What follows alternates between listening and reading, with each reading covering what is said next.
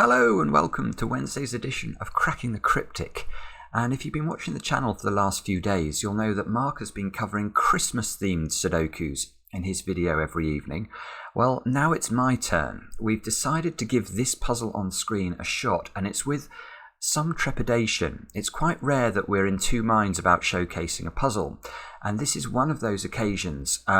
And it's not because we're in any doubt, I should hasten to add, about the quality of this puzzle, which is meant to be incredible, but it's because it's by far the most complicated Sudoku we've ever attempted to solve on Cracking the Cryptic. And the reason we've decided to give this a go actually is because so many of you seem to enjoy the puzzle I solved 2 nights ago, which was called Everything is Roggen by Demono. And that had a very complicated rule set in which it turned out all of the clues in the grid were basically lying. Now this has an even more complicated rule set, trust me. It's called Advent of Sudoku. It's by Philip Newman, who you may remember, he did Tatooine, what was it called? Tatooine Moons or Tatooine Suns or something, or Twin Tatooine. Anyway, it was a very, very, very, very hard classic Sudoku. And I'm hoping this isn't going to be that difficult, but it may be. The reason it's called Advent of Sudoku is that each box here has a different, not picture in it, but a different rule applying to it. So you can immediately, knowledge bomb from Cracking the Cryptic, there are 9 different boxes in a Sudoku. So that's 9 different rules. There's also the normal Sudoku rules apply, and one other rule as well, to make a total of 11 different rules. Now, thankfully, a number of the rules are very, very familiar to us. So I'm hoping I will be able to get my head around this. But yeah, this is going to be an interesting one. Before I read out the essay that is the rules, have a look at our new Killer Sudoku app. Please, if you have any love of Sudoku, and of course Killer Sudoku, you really must give it a go. Some of the puzzles in it have to be seen to be believed, and it would make a great Christmas present to yourself. If you don't want to buy it for anyone else, just buy it for yourself and spend a few hours over Christmas in luxury, puzzle luxury. Now, Patreon, of course, we've also had our Sudoku puzzle hunt. It's still getting solves. It's called Tracking the Cryptid. It's another wonderful set of puzzles from Stefan Bura and Akash Jain. And I want to say well done to Nakul Bharadwaj, I hope I'm saying that correctly, and Jennings' son, both of whom completed the hunt in the last 24 hours, and for that they deserve many, many plaudits. Basically, if you get through that hunt, it means you're an excellent Sudoku solver. So achievement unlocked. Now let's get to Philip's puzzle. Let me read you these rules. Okay, it starts off very nicely. Normal Sudoku rules apply. That we understand that. Now the next rule is a bit more complicated. Digits cannot appear in the same position in different 3x3 boxes. So this is our old friend disjoint subsets, which is becoming quite popular actually as a rule, and it's led to some astonishing creations. And basically, Philip's sort of explained the rule, if you like. If you look at the top left corner box of each of these 3x3s, you can see the top left corners contain the set of digits 1 to 9, and what we have to do is to make sure that applies, to every position in the box. So if we take the bottom right cell of each box, these yellow cells must contain the digits 1 to 9, i.e. one of each. I mean, obviously they're going to contain the digits 1 to 9, one of each. Okay, let's look at the middle cells. So again, this set of the middle cells of each 3x3 box will have to contain the set of digits 1 through 9. So that's the 2 easy rules. Now the rest of the rules apply to specific boxes. So in box 1, digits separated by a white dot must be consecutive. So you can see that means those cells have to be consecutive. There's no negative constraint at all in this puzzle, so it doesn't mean these 2 cells have to be consecutive. They may or may not be consecutive, we don't know. In box 2, digits along the thermometer must increase from the bulb end. So it's an absolutely standard thermometer, but obviously the thermometer only exists in box 2. And if you're not familiar with thermometers, let's just run through that quickly. This cell has to be the lowest digit on the thermometer because it's in the bulb. Let's say it was a 4. This square then has to be higher than 4. It doesn't have to be 5. It could be 6, it could be 7, but it must be higher than 4. Let's make it 5, that could be 7, that could be 8, and that would be a totally valid way to fill that thermometer. Now in box 3, digits along the indicated diagonal sum to the given total. Okay, so those 3 cells sum to 12. In box 4, digits in the circle must appear in one of the surrounding 4 cells. I see. So this block of cells here that the circle touches have to contain the digits 1 and 2. So that's what that one means. In box 5, digits separated by an X must sum to 10. Digits separated by a V must sum to 5. So this has to sum to 10, this has to sum to 5. Remember, no negative constraint, so those two could sum to 10 and could sum to 5 respectively. In box 6, digits along the arrow must sum to the circle digit. So these 2 cells must sum to whatever we put in the circle. In box 7, digits in the cage must sum to the given total. That's just a killer Sudoku clue down there, so we understand that one. In box 8, digits in a circle must be odd. Okay, that's fairly straightforward. And in box 9, digits separated by a black dot must have a 2-to-1 ratio with no negative constraint. So these 2 cells, although I don't think they can be, but these 2, in fact, yeah, I've just noticed something about this box we'll come on to, but these 2 cells may or may not be separated by a black dot. We shall see, and this is where I'm going to start the puzzle. Anyway, do have a go yourselves. I've managed to get through the rules. They've taken me a long time, but there were a lot of them. And the way to play is to click the link under the video. With that, I get to play. Let's get going with the most complicated Sudoku we've ever tried on cracking the cryptic. Let's get cracking. Now, I said we should start down here, and that's because if a black Kropki dot, if these cells are in the ratio of 1 to 2, basically there are only a small set of digits that we can include in these dominoes here, this domino, this domino, and this domino, and those are the digits 1, 2, 3, 4, 6, and 8, and that's because if we think about those digits, if you take a 3 for example, it can be in a 1 to 2 relationship with a 6, a 2 can be in a relationship with 1 to 2 or 2 to 4, etc. But what we can't do is put a 5 or a 7 in any 2-to-1 relationship, because they would require either 2.5 or 3.5 or 10 or 14, all of which are not in the puzzle. So we can actually write a 5-7 pair into here, and we are often running with a very modest deduction, which doesn't do anything. Okay, but it's still a deduction. Now, where shall we look next? Maybe I can do some maths on the middle box. 25, 30. Yeah, let's have a look at the middle box. So, you can get your bingo cards ready. What do these yellow squares add up to? Well, we know in the completed Sudoku, there'll be all of the digits from 1 to 9. Now, if we add up the digits 1 to 9, we get the number 45. So I know that the yellow squares sum to 45, but I know more than that in this puzzle.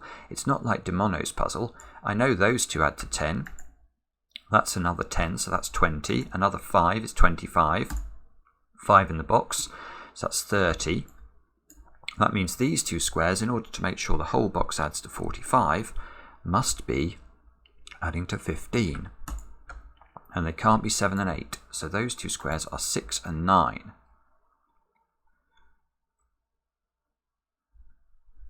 Okay, and we can go further, can't we now? Because once we know 6 and 9 are in this box, we can't obviously now place a 1 or a 4 in any of those 4 cells. Because if we do, the accompaniment to that, if we put a 1 in here, we'll need to put a 9 in here, and that will break. So the 1 and the 4 have to hide in the V clue, and they do add to 5, so that's rather lovely.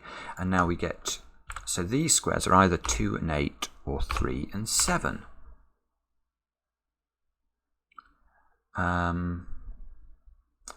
Now, can we go further? We can... I'm not sure I can do more with that, so we're probably going to have to look somewhere else. Where are the easy wins? I mean, these have to be odd, so I'm just going to label them as odd. I know that that's not a big deduction, but it's a deduction. Oh. Well, we know there's got to be a 1 in this foursome, and there's a 1 up there, so there must be a 1 in one of those squares, which means there's a 1 in one of these 3 squares in box 7. And I've spotted something else here, look. 1s are aligning in row 5 and row 6. We know approximately where the 1 is. Now, how many 1s are there in these 2 rows? Well, there are exactly 2. And we know that they're in those squares. So there can be no more 1s in those squares, because otherwise we would have 3 1s in just 2 rows, which is impossible. So there must be a 1 in one of those 2 squares, which is useless. Never mind. No, that's not worthy of a bobbins. We should... What should we look at now? 25 maybe? 25, 32. Yeah, I can get a digit here. So, let's look at this box. And again, remember our 45 rule. Well, those squares sum to 25. That sums to 7. Well, it is a 7, so that means we've got 32, which means these 4 squares have to add up to 13. Now, I know something about a sum of 4 cells to 13. If all of the digits have to be different, they have to include a 1. Well, where can the 1 go? It's got to go here.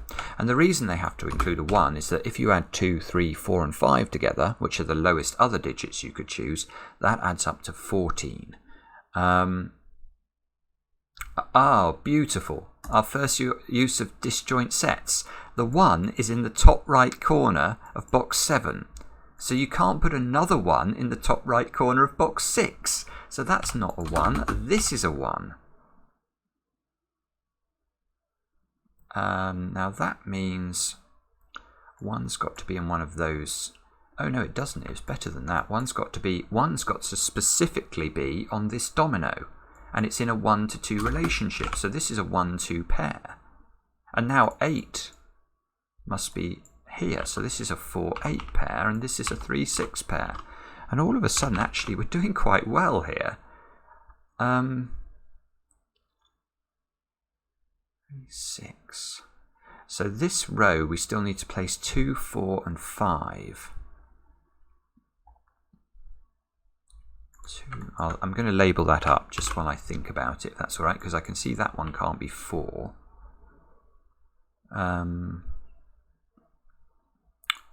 We still need to put... well, one thing we can say, we know these squares add to 13, and there are 4 of them, so 8 and 9 must be in the 25 cage. And we know that because if you try and add an 8, say we put an 8 here, we'd have to make these 3 squares add up to 5, and that's impossible. The minimum we can make 3 cells add up to is 1 plus 2 plus 3, which is 6. So here we've got 17. We need the box to add to 25, so we need 8 more, and we can't have 1 and 7. Okay, so this has either got a 2 and a 6 or a 3 and a 5 in it. Oh, so it's not... Yeah, it's not got a 4. Yes, it's not got a 4 because that would require a second 4, and we can't put 2 4s in the box. So 4 goes here. Fantastic. So we get 4. That's not 4. 5 is ruled out of the odd cells. 4 must be in one of those 3 squares, all of which are on a white dot. So if 4 was at the top, that square would have to be a 5 because it couldn't be a 3. If 4 is here, it could be with 3 or 5.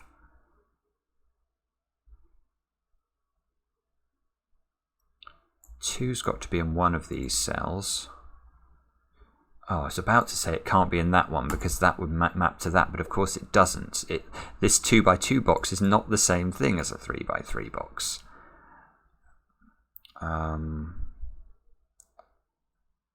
Okay. Row 4. Where does the 2 go in row 4? It can't go there, and it can't go there.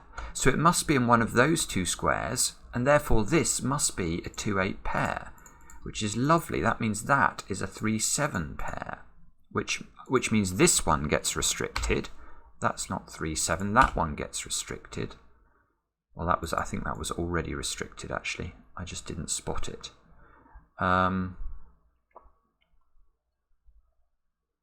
So now I'm going to have a look at the rest of row 4, where we still need to place 3, 7, and 9. That can be anything. Those two can, well, they can be anything, I think, but the 9s are now aligning. So there must be a 9. Where does the 9 go in column 1? It can't go there, it can't go here, so it must go up there. 7, 9. This is either 2, 6 or 3, 5, isn't it? Is there anything that tells us which is the correct order? I don't think that there is. So which ones have we actually used here? We've used, there's a 1 on an arrow here. So these two squares are consecutive.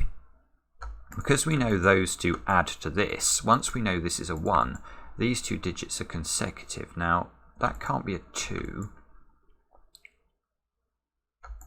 Can it be a 3? If it's a 3, this is a... no, it can't be a 3 because that would put a 4 there, and that clashes. Good grief. Okay, so this, I'm going to look at this. This square can't be 2, it can't be 3. If it's 4, that has to be 5. Now, what's wrong with that? Now, the problem with disjoint sets is that you basically have, in order to check whether this can be a 4, you have to look at these positions all over the grid. And in fact, we know nothing about those positions, so that's no use. In fact, we've got such few digits in the grid, perhaps we don't worry about disjoint sets too much yet.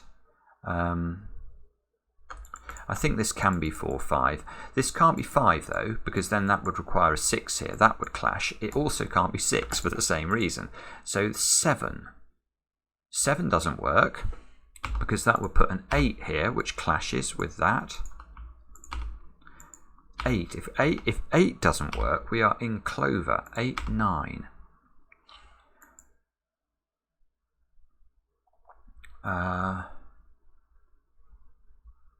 There might be a reason this doesn't work, but I can't see what it is. That is probably worth a bobbins. Bobbins, I've said it. This can't be 9, because then that would be 10.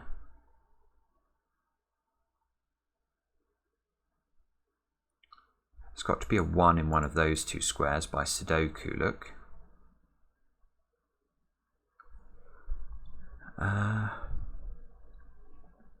Do we know anything about 1s? No.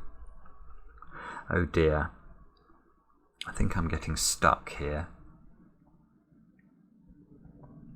Maybe the thermometer. So the thermometer... yeah, actually, the thermometer can't have a 1 or a 2 on the bulb, which is a little bit interesting. That means at least we're not playing with masses of degrees of freedom. So if we make this the lowest it can be, it would be 3. That would go 4, 5, 6 as a minimum. 3, 4, 5, 6. Now what's wrong with that? We shall say it is nothing. Okay, so the highest this could be would be 6. That would go 7, 8, 9. That won't work with 7 there. That's interesting.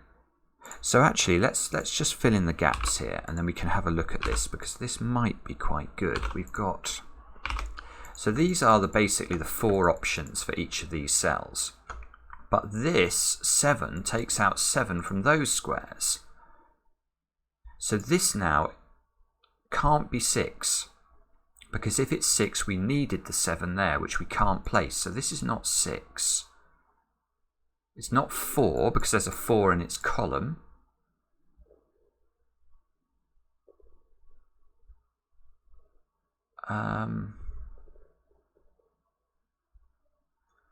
Oh, I'm sorry if you guys are spotting something. Oh, I've spotted some... Oh no, the 2 is up there anyway. That's no use. Right, sorry about this. What is this telling us? Maybe it's not telling us anything. That is possible. If this is 5, 6, we get a 4, 7 pair. If this is a 5, look what happens. If that's a 5, because that has to be 6, that has to be 8, that has to be 9.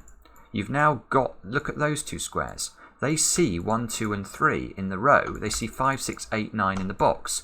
This would have to be a 4, 7 pair. And that can't be 7. And it, oh, lovely. That 4 here sees that cell. So this does not work. Because this square can be neither a 4 nor a 7, this cannot be 5, 6, 8 or 9. Which means that that's a 3, look. So let's put that in. That means we've got a 3 down here, where it probably wants to align with that 4, but unfortunately things being probably true is not the same as them actually being true. So better not assume that. 3 comes out of that square.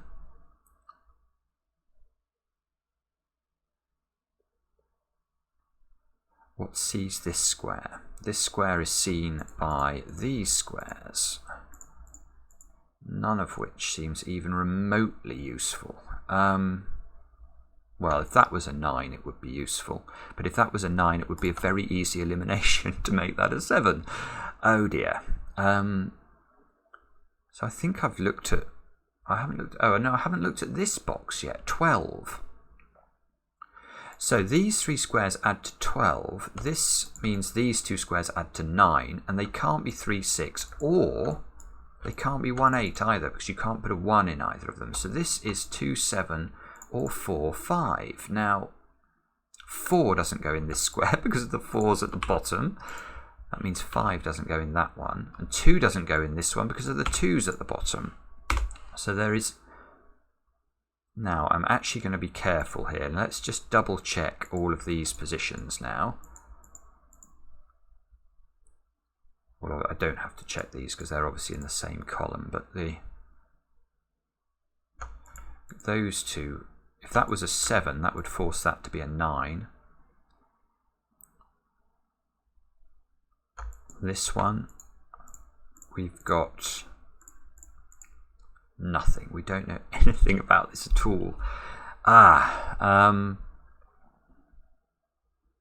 Is this where the wheels come off? We can... What can we do here? We can... I just have this horrible feeling this is going to be some disjoint subset rule that well, not rule, but application that is going to be monstrous to see. I don't know where to look, actually. We can... One's got to be in one of those 2 cells, in box 2 here.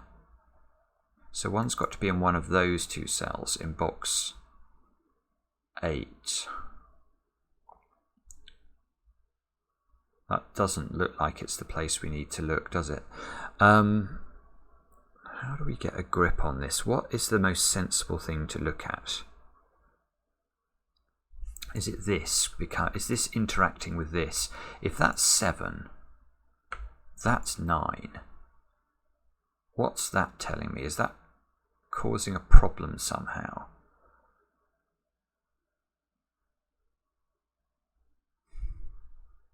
If that's 7, that's 2. So that's 9. No, sorry, that's 5. What am I talking about? In order to make this 2 and this 7, I need this to be 5. Now, if that's 5... Oh, I see. This is lovely. Oh, good grief. Sorry, I was incredibly slow about this because I didn't really appreciate the effect of the disjoint set again. This square is, I think, the key. It's going to resolve that one because there's two options for this square. That's a knowledge bomb from cracking the cryptic, given it can be a 5 or a 9. I suspect you'd all got that. But if it's a 9, what's this square? Well, we can't repeat 9 in the bottom middle box of a cell of a box. So this square would have to be 1. So let's remember that. If this is 9, this has to be 1. Now, if this is 5, it forces this one to be 7 because this is 2, this is 7 in order to make the 12 clue work. Now, if this is 7, this is 9, which means that's still a 1. So this is a 1 either way. That is gorgeous. Look at the way. So this is the interaction of the arrow, the little killer, the odd, and the disjoint sets to form that deduction. That is very clever indeed. So now let me just get this. I'm not even sure I can say anything about these cells, but all I can say is that whatever this is a 1. I think that's as far as we can go. But that still gives us a 1-2 resolution. Which does what? It does... Oh, come on. It's got to do something. Oh, yeah, look. The 1 sees that square. Oh, that's gorgeous again. So this square can't be a 1. The middle right box or the middle right cell of a box has got its 1 already. So this one needs to not be 1. It'll have to be 4. That gives us a 1 there. That gives us a 1 here.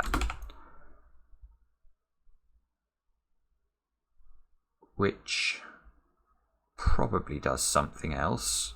The 4 gives us an 8 here, which means that's a 9. So we actually now have this is good actually. This is good. Now I've got a 9 up here on the right hand side of box 3. I've got an 8 down here. And sorry, I know I'm doing this very slowly. I'm trying to be methodical about it because I've got a 9 up here as well now. I've got a yeah, that's coming from the 6 9 as well though. I'm just trying to make sure that I don't miss a disjoint subset relationship, which I am bound to do. So we get the 9, we get an 8 down here. Are there any 8s in the bottom row? No, I don't think so. So this 9 is giving us a 9 and a 6. Let's pick up those easy digits and see if that tells us anything. And of course it doesn't.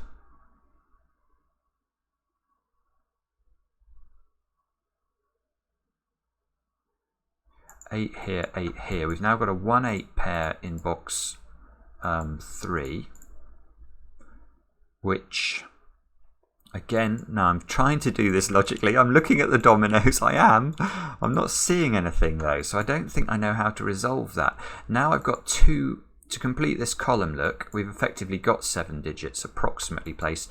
This has to be a 2-4 pair, and that 4 fixes it. So we get a 4 and a 2 as well. Now, does that do anything? 4 now has to live on the right-hand side of box 3. 2 has to live. 2 has to be very specifically in one of those 2 cells in box 3 as well. 2. Oh no, it doesn't work. 2 can't be there by Sudoku, so 2's in one of those 2 cells.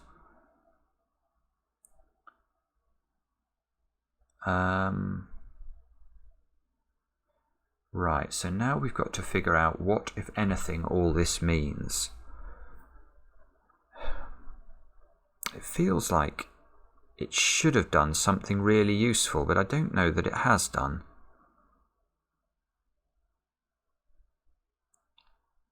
What's it done for us? It has... It's given us a 6 here. This 6 is doing what exactly to the puzzle? It's ruling out 6 from all of these cells. So it's ruling out 6 from that cell. That is it. That is it. There. Look at these 2 squares. These are 2 and 6.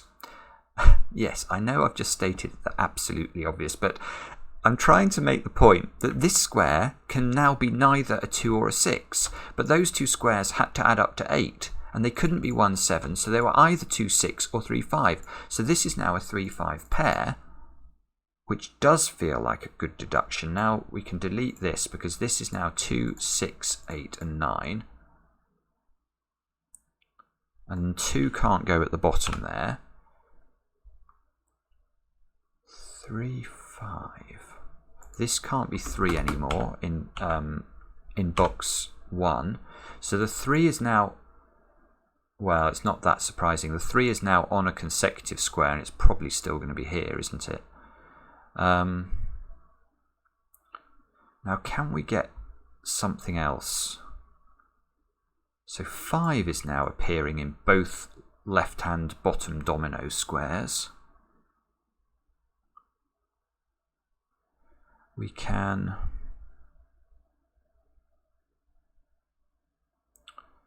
I don't know what we can do. This box maybe 3, 5 and 7. Is that what we need? Yeah, I think it is. But 3, 5 and 7. And what we've got to do is to try and... I really am trying to use the disjoint sets. I'm getting no joy from it. I've got no clue how to... I don't know what I'm missing, actually. That's the problem here. I'm not even sure where to look for what I'm missing. This column, maybe? I've got 1, 3, 4 and... maybe that square. 1, 3, 4 and 7. Oh, yeah, hang on, the 4 there is seeing it. Let's have a look at this. So this square has got to be 3 or 7. This square's got to be 3, 4 or 7, but this one, I obviously know a lot more about the row than this one. So this square, look at that, there is a 3, 5, 7 triple in row 9, which means that square is a 9. It means that's not a 9. Oh, where does 9 go? In box 2. By Sudoku we get a 9 at the top of the grid. That gives us a 9 in that box. Box 3. Which gives us a 9 in box 1. Which... 9 can't... look, we can go further. This bottom row is absolutely beautiful because now this 9's given us a 6, 8 pair which resolves this 4, 8 over here. So that's an 8, that's a 4. Now presumably that's going to look somewhere else in the grid and do something that I can't see. These two squares now, obviously, they've got to be 2 and 9. And, oh lovely, look at this square. Can that be a 9? Well... You might look along the row, you might look in the column, that won't be the answer. That square sees that one and stops it being a 9. That's got to be a 2, which is fairly ridiculous, but it does seem to be the case. Now that means this square's a 9, because we need a 9 in row 4 somewhere. I think we might have done the 9s all of a sudden. Now that 2, is that doing something for me?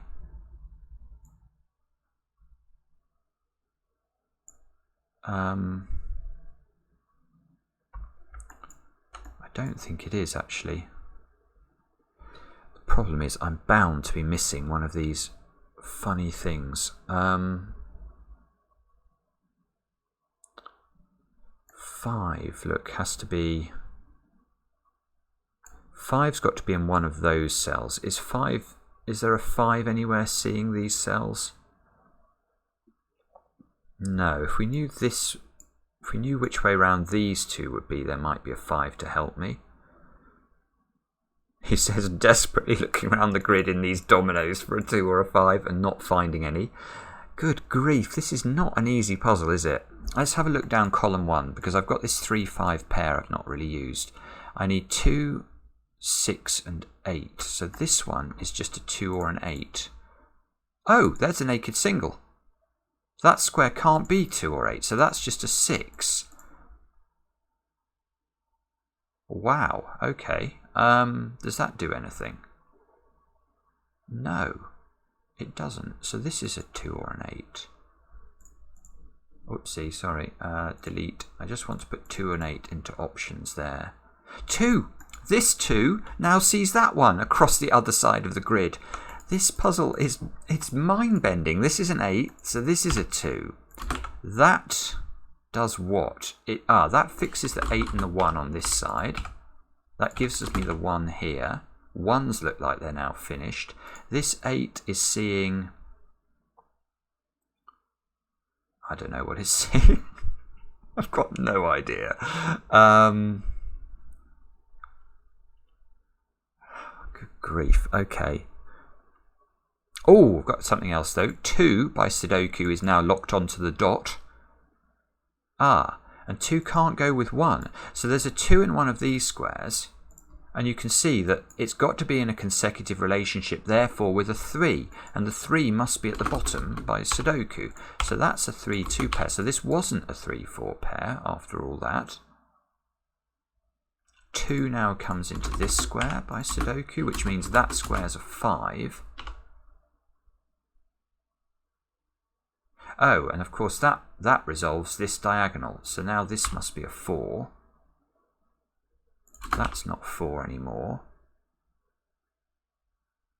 The 4 will have to join up with a 5 wherever it lives, because the 3 is not available. This square can't be a 5.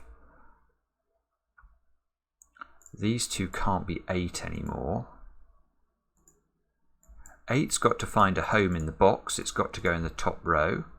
8s look like they might... no, 8s are not done yet, but they're going to be done soon. 8 and 2 goes in. 2 and 5 goes in. 5 in this box has only got one place it can go. It's got to go here. And we know the 5 goes with a 4. And the 5 is now in one of these two cells. So if that's interesting, if the 5 was there... the 4 would go here and couldn't be consecutive with it. So the 5 needs to go there, the 4 needs to go there. These two squares have got to be 6 and 7, which is probably resolved by some mad domino across the other side of the grid somewhere. Well, it gives us the 6 and the 8 at the bottom, actually. Let's fill that in. 6 and 8 go in. I thought I'd done all the 8s. I obviously was misleading myself. That's got to be 4, 6 or 7. These two squares up here have to be 6 or 7. Now what is seeing all of this? How does this get resolved? Oh, there's another 8 there. I keep missing these 8s. Sorry, no doubt you'll be cross with me about that. These two squares have got to be 5 and something. 3, I think. Well, that gives us a 7 there. That gives us a 3 on this side. That gives us the 3 and the 6. The 6 and the 7. That gives us a 5 here. 7 here. 7 and the 3. Oh, we might be getting somewhere here. Okay, now what? This thermo now, why don't we just use that? That's got to go upwards. So this is a 4. This square's now a right in. That's got to be a 6. 4, 7. This square has got to be 3, 4 or 7 by Sudoku, but there's a 3 and a 4 in its column, so it is 7, and that should finish the whole of the bottom, I think. 3, 4, this is now 6, this is now 7, that's a 7, and that's a 6, and we click check, and that is how to solve a brilliant and complicated Sudoku. It didn't actually take me quite as long as I feared it would, and I've no doubt, and I'm so sorry for it, but I'm not doing it deliberately. I've no doubt I missed all sorts of these disjoint pair relationships crossing the grid madly at one point or another, and I probably missed some Sudoku as well. But I hope you enjoyed watching me struggle through it. Let me know in the comments how you got on. Thanks for watching. See you soon on Cracking the Cryptic.